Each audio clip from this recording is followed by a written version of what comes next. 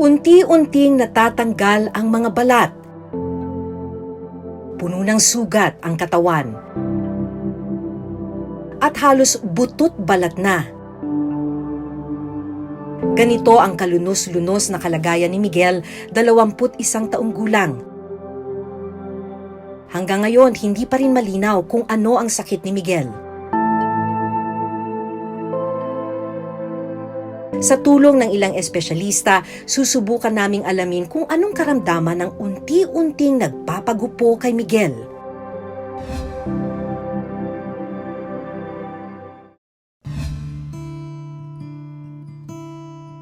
Sa loob ng mahigit 7 taon, ang maliit na silong na ito sa sulok ng kanilang bahay ang nagsisilbing kwarto ni Miguel.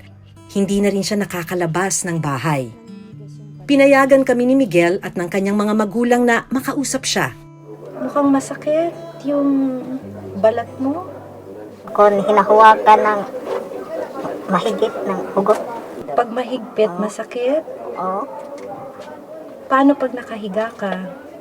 Nani lang, kirmi. Alalay lang. Doon ko na rin nalamang hindi na pala nakakakita ang binata. Mula nung 10 years old ako. Ganun na ba katagal? Ano siya, nagsara o biglang nawala na lang? Dahan-dahan nga nawala. Dahan-dahan na nawala. Naalala mo pa ba yung naramdaman mo noon nung nagsimulang mawala yung paningin mo? Di na ako makapanood ng TV. Yun yung pinakamasakit, no? Hindi ka na makapanood ng TV noon. Di na. Pangarap daw talaga ni Miguel na makapagtapos ng pag-aaral. Simula nung bata ka pa, gusto mo na sana makapag-aral. Mabuti naman sana. Bakit mo iniisip na sana gusto mong makapag-aral? Kasi ganito kasi ako. Hindi ka na kasi nakapasok, ano? Bulihin ako ng mga kalaro ko noon. Ano sinasabi nila sa'yo noon? Alien daw ako. Sabi nila, alien ka daw. Oo. Anong ginawa mo noon? Sa bahay na lang, hindi na lang maglabas. Ninakaw na ng kanyang sakit ang kabataan ni Miguel. Ano pang gusto mong gawin? Marami naman, pero Ah? di ko magawa kasi itong sakit na ko. Kwentuhan mo ako ng isa. Magpasyal.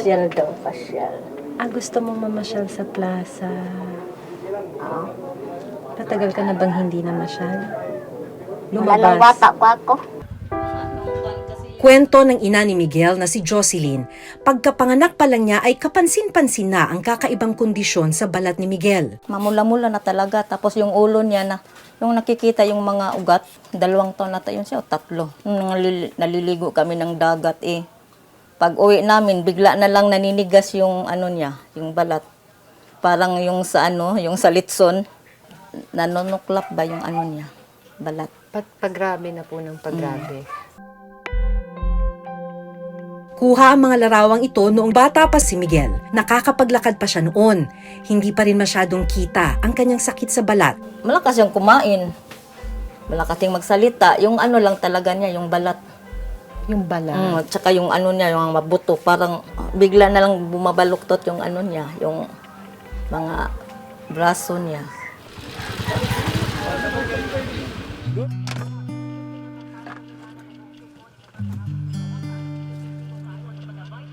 Ang tanghalian ni Miguel ngayon, kanin at inihaw na baboy. Hindi ka naman nawawalan ng ganang kumain. Minsan, mawala. Ano lang ang kaya mong kainin? Ang mga hindi matitigas. Di sabaw. Oo. Ayaw Hindi mo ako rin- sinasarapan ng manok. Ayaw mo rin ng manok. Allergy ko. Sadya raw na ipinagawa ng kanyang magulang ang tulugan ni Miguel. Bakit po dito nyo pinesto si ano? Kasi para madali lang magbanwas, maghugas. Kasi dyan lang siya, gano'n lang siya pag umihi siya, dyan lang. Para dire-diretso lang pag... Makakatulong po ba kung may kutsyon? Mainit. Kasi mainit. Doon siya sa Tacloban, pinaalis na niya yung kutsun. Mainit daw sa likod. Madalas daw sumasakit ang katawan ni Miguel dahil sa matagal na pagkahiga. Masakit yung likod mo. Oo. Kasi naiipit. Oo. Naiipit kasi siya, no? Anong gagawin mo pagka masakit na?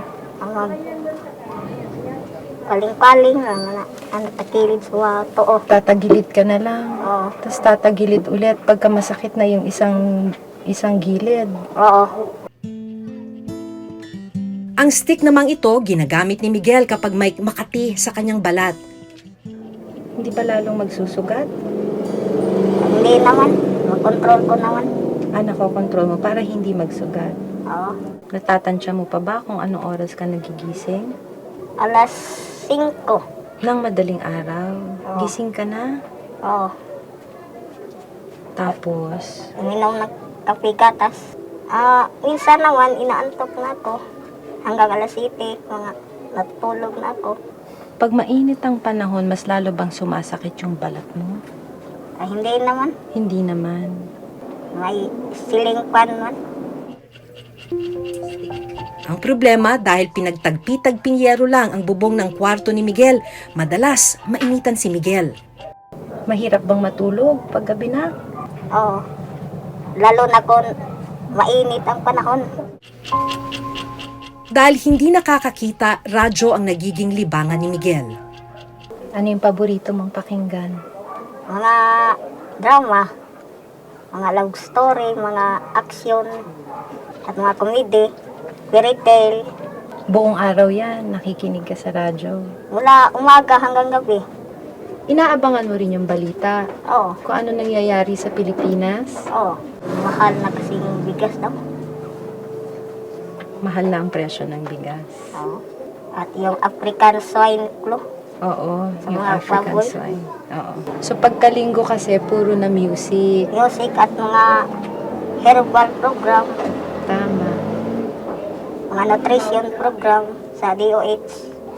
Para maalam ko kung anong mabuting kainin at hindi.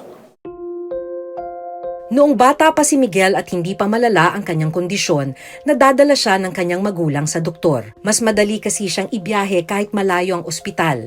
Psoriasis ang unang sinabing sakit sa kanya, pero hindi nila ito nakumpirma. Petroleum jelly lang yung yung nireseta. Para daw panglagay para hindi manigas. Tinuloy-tuloy niyo po yung petroleum jelly. Hanggang lang kasi kasi siya nilalanggam yung maliliit kaya hininto ko. Mas kawawa. Ilang taon siya nun? Mga 5. At dahil kulang sa pera at kakailanganin ng pamasahe papunta sa ospital at maging pambili ng gamot, hindi na muling nadala sa ospital si Miguel. Sa albularyo na lang daw sila lumalapit. Kaso sa financial din. Kahit dito sa may singil naman, may bayad yun. Wala namang libre dito. Kaya, Hindi na lang. Sa bahay na lang namin kung ano lang inaano namin, langis. Ganun lang.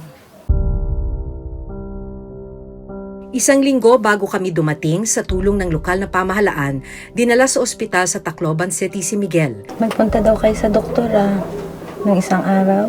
Kumusta yon? May resita pero mahal. 400. Hindi namin mabili. Nahirapan ka ba sa pagpunta? Oo, pagbiyahe kasi ng ambulansya. Matagal, 2 oras. Palaging umuuntog kasi. Pagka umuuntog, masakit? Sakit ang likod ko. Pero dahil walang espesyalista doon at maselan ang kanyang kondisyon, pinauwi rin agad si Miguel. May tulong daw doon. Tapos walang bayad, libre daw. Nung nagpunta naman sila doon, sandali lang sila, mga 1 araw lang yata. Pinauwi naman kasi wala daw gamot. Dapat daw sa idala sa derma. Sa espesyalista, ng balat. Yung sa balat talaga. Kasi daw baka doon naman mahawa kasi marami ding may mga sakit doon. Baka magkaubo daw. Hindi ko inasahan ang sasabihin niya sa akin. Nagdadasal ka ba? Oo, Anong pinagdarasal mo? kunin na lang sana ako ng Diyos.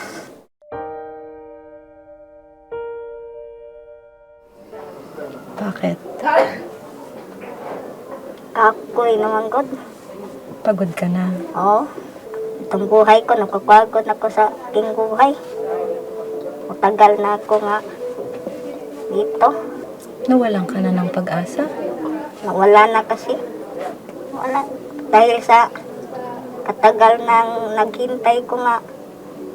Gusto mo naman syempreng gumaling pa din. Milagro na lang.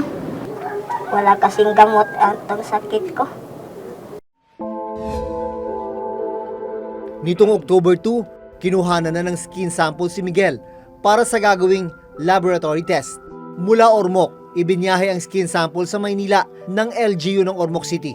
Matapos ang pagsusuri sa tissue sample na mula kay Miguel, natukoy na ang kanyang sakit.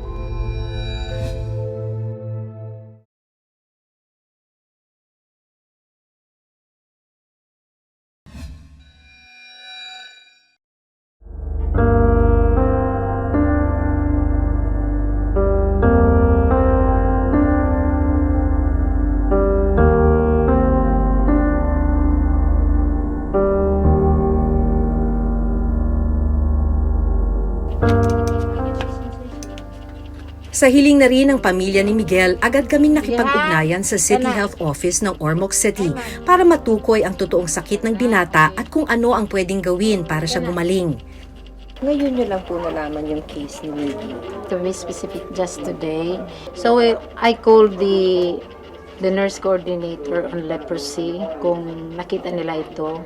So she told me that the father went to the Kilatis Kotis activity last September 6, showing to them the picture. Hoy, sakit? Pangidot lagi maayo. Sakit na kong idoot, umayaw. Nakasabot kag asa man na makatudlo kag asa na ko gihikap kana. Hay man. Dire. Pagkatapos ng ilang minutong check-up kay Miguel, ang hinala ng city doctor may leprosy o ketong ang binatilyo. When I got the history that yung mother is nag-positive clinically, I was already suspecting this might be a leprosy case. If this is really a leprosy case, this is a very late stage. We have all the deformities which is permanent. No more toes, the limbs are already hard, no more fingers, the patient is already blind, so this is a very late stage or having severe complications already.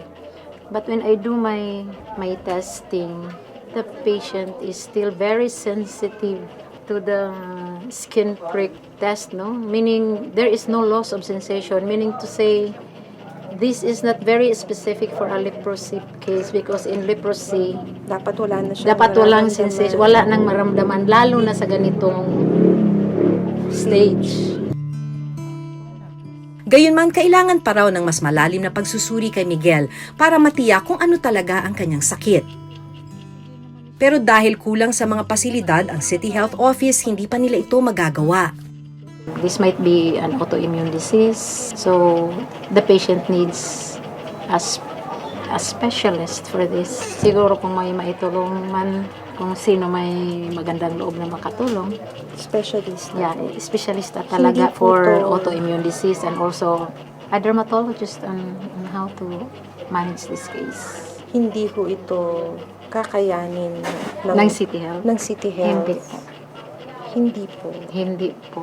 Bakit po? Dahil- Kasi kulang kami sa mga laboratory exams to further evaluate the case, no? Opo. Kasi yung training namin for the skin disease is only for leprosy.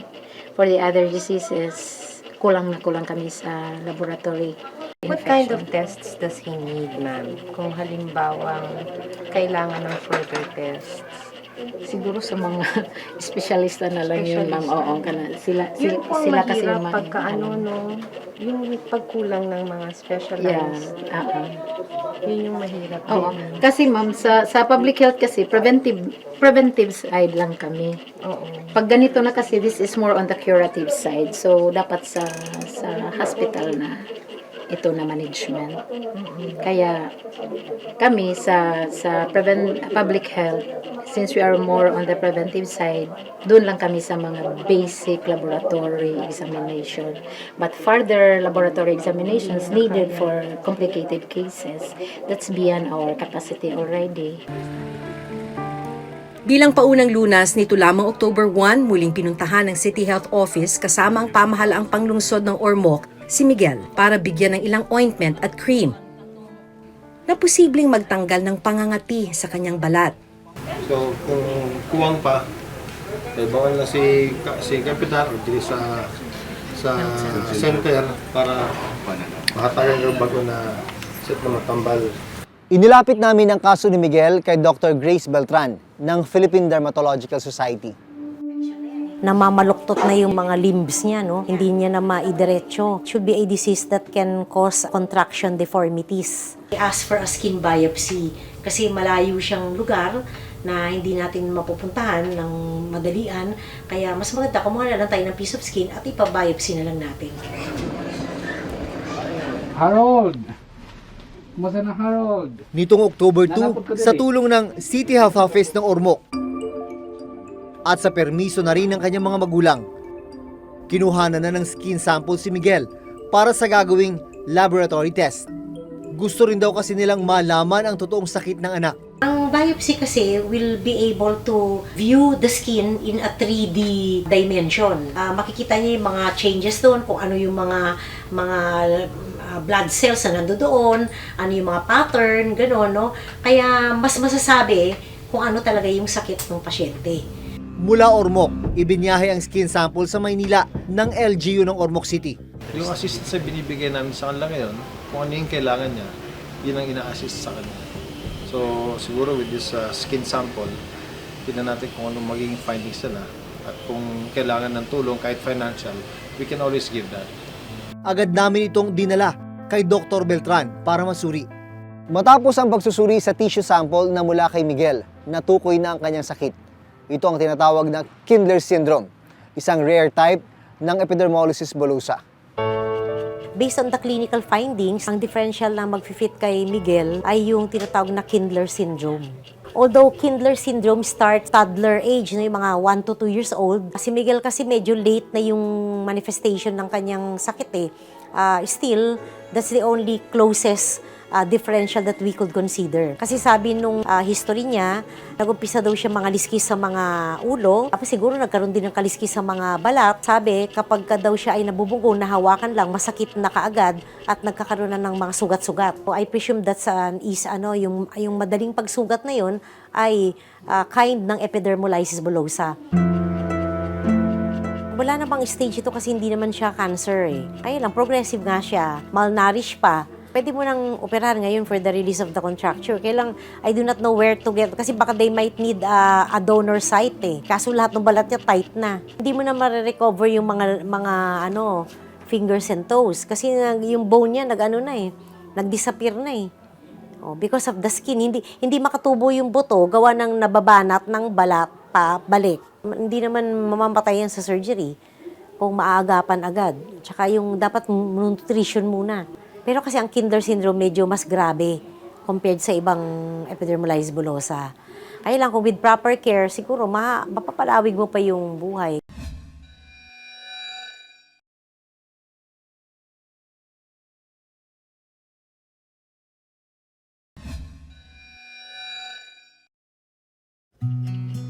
Sa loob ng higit 7 taon, sa 4 na sulok ng silid na ito, umikot ang mundo ni Miguel.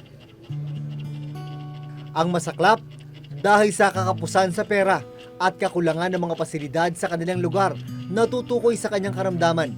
Unti-unting lumala ang kanyang kondisyon. Pero hindi pa raw huli ang lahat. Ipinaalam na namin sa pamilya ni Miguel kung ano ang kanyang tunay na sakit. Oo, Nanay Jocelyn, ako yung doktora na tumingin sa anak ninyo dito sa Maynila. Sa pamamagitan ng video call, kinausap ni Dr. Grace Beltran ang kanyang pamilya. Very rare siya. Ang tawag sa sakit ng anak po ninyo, Kindler syndrome. Ano nga? Kindler. Ano nga po yun? Kindler Kindler syndrome. Yung kanyang mga daliri nawala na rin, gawa ng yung skin ay pine-prevent yung pagtubo ng buto niya sa kamay at paa properly. Sa ngayon, patuloy siyang minomonitor ng City Health Office. Bibigyan rin daw siya ng gamot na makatutulong sa kanya. Pero matagal-tagal pa bago siya tuluyang gumaling. Sa maikling panahon na nakausap ko si Miguel, sa kabila ng kanyang matinding sakit, pinahanga niya ako sa kanyang talino at katatagan. Ano pang gusto mong gawin? Magpasyal. Gusto mong mamasyal sa plaza? Patagal ka na bang hindi namasyal? Wala nang bata pa ako. Sa mga larawang ito, makikitang unti-unting kumikinis ang balat ni Miguel. Nababawasan na rin ang kanyang mga sugat matapos ang ilang linggong pagpapahid ng mga ointment na ibinigay ng City Health Office. Sa mga nais tumulong kay Miguel, maaaring makipag-ugnayan sa mga sumusunod. Hanggang sa susunod na Huwebes, ako si Maki Pulido. Ako si Jun Veneracion at ito nakatala sa aming Reporter's Notebook. Notebook.